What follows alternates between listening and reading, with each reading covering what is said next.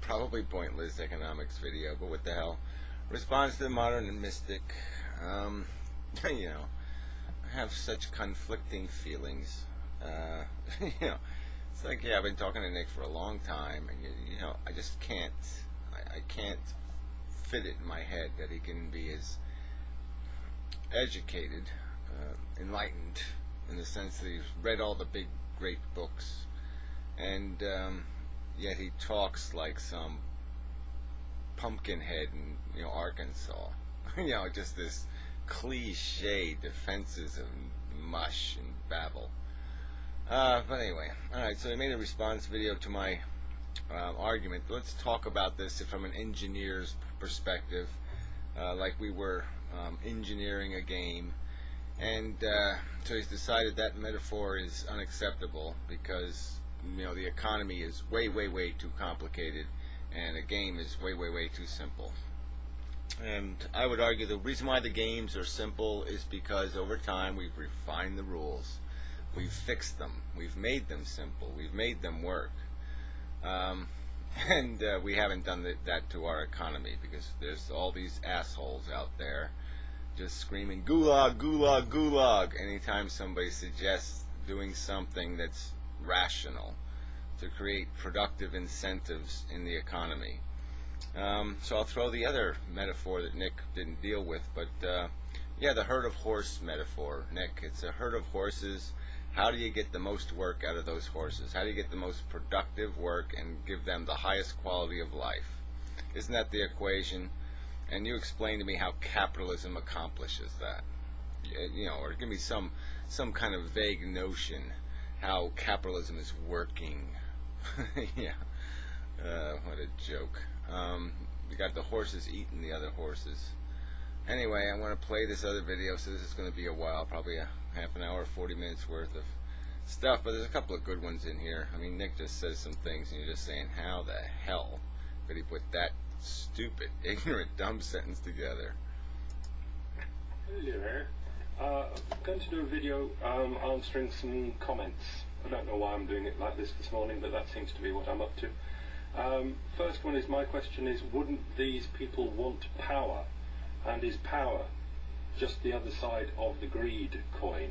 Now I note that there's just a new comment in the latest one. It says, from a different person, I think you're confusing leadership with power. A sergeant can lead a platoon of men into battle, but how much power does the sergeant have?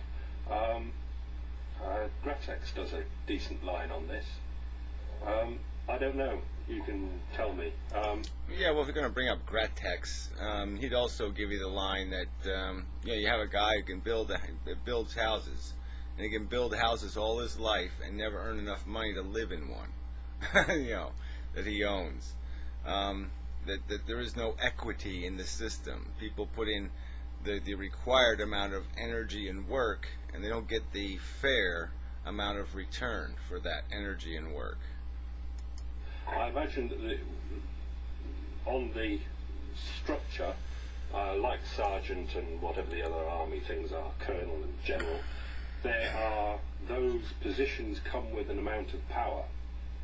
But yeah, well, they come up with an amount of a salary increase too, and perks and privileges. You don't have to clean latrines anymore.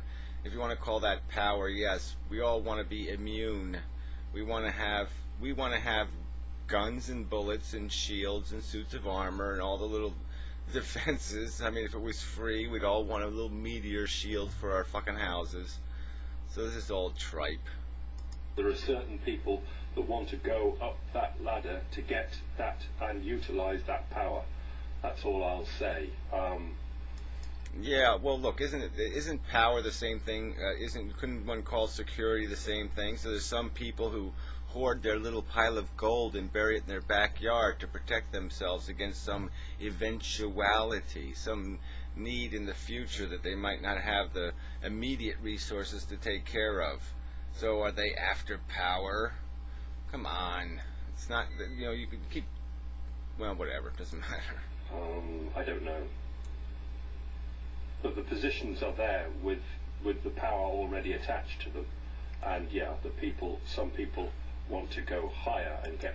Yeah, well, some people, exactly, yeah, well, different strokes for different folks. People are after different things, but, we can't, all this pigeonholy bullshit, it's like this stupid argument that, oh, yeah, if you do away with inheritance, people won't work anymore. And it's obviously garbage. If you look at it statistically, there's lots of people who have no children who have been passionately ladder climbing because that's what they do. That's how they define their productivity, their self-worth. They're going to, if they're in the arena, they're going to do the dance and they're going to try to do the best dance. They're not going to sit there and say, I'm going to get on stage and I'm going to be a flop. I'm going to let the other people upstage me. So there's people with big egos and there's people with no egos. Big fucking deal. Let's talk about something rationally connected to the system, the rules of the game we have created, and whether or not they're fair or productive. More power, and some people just don't. But yes, I'm sure power is a huge component in many things.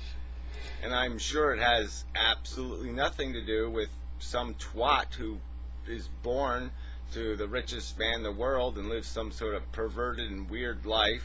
I mean, they all come out quite literally and factually insane, these people. Let's go through the Getty family tree. You only got about 17,000 nuts hanging from that tree. We all know the frog story.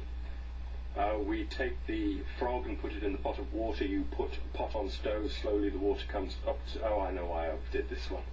Frog comes up to temperature along with the water, and before it realises there's anything wrong, he's cooked. Which is an overused analogy at the moment. Yeah, I don't even know whether it's true. Has somebody done this fucking idiotic experiment? Somebody actually cooked a frog this way? Fucking assholes. So, Nick, you're going to allow this. You're going to allow comparing the economy to a fucking frog. That's okay. But comparing the economic system to other systems that we have created in civilization, that's not okay. Other systems where we intend to create something fair, productive, equitable, constructive, those systems we can't compare it to. No, we have to compare the economic system to a fucking goddamn frog sitting in a pot of water, and that's okay. But maybe it's not overused because it seems very pertinent to so many things that are going on, especially governments that are grabbing power, more power. This is not power there. This is actually inventing new powers for themselves. Yeah, and what is that? Where do you even get this crap from? Yeah, we got this huge problem. We got international terrorism. We got all kinds of crap going on. And so it's governments are seizing this power because they just want to manipulate people. It's not because there's a whole bunch of little, whatever you want to call them, hysterical asshole bigots who are, just dying to say, squash that guy and stop that guy from getting in an airplane and do this and do... No, there's no mandate from a bunch of fucktarded people. No, it's the evil government who's doing it just on purpose. Why? So they can, what?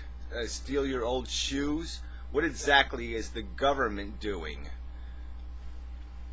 It's just so fucking stupid. We see what the corporations want. They want less regulation, more freedom for them to steal our money and poison us if possible. And the public, the people, relinquishing power to the government, bit by bit by bit. Yeah.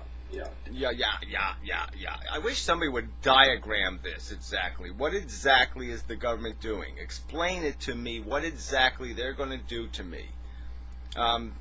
If anything, put me to work for the fucking corporations, right? So it's not a social government that's doing that. It's obviously a corporate government that'd be doing that. It's capitalists who would want to do that. What exactly is the socialist liberal part of government intend for me? What is their evil plot? Fucking assholes. Definitely. So when I say it's overused, it might be overused, but it's a damn good one, really. Yeah, right. And exactly what freedoms have you sat in your pot and government is cooking you, and what freedoms are you losing? The freedom to what? I mean, I still don't get this crap. These people who are afraid of the goddamn public camera. Why should I be afraid of a public camera? Why should I be afraid of a camera in a public place? How should that scare me exactly? Why should I be afraid to be accountable for my behavior? I mean, so this is where it comes down to, is that you people don't want fucking freedom. You want merely the ability to be irresponsible, lying crooks. Period.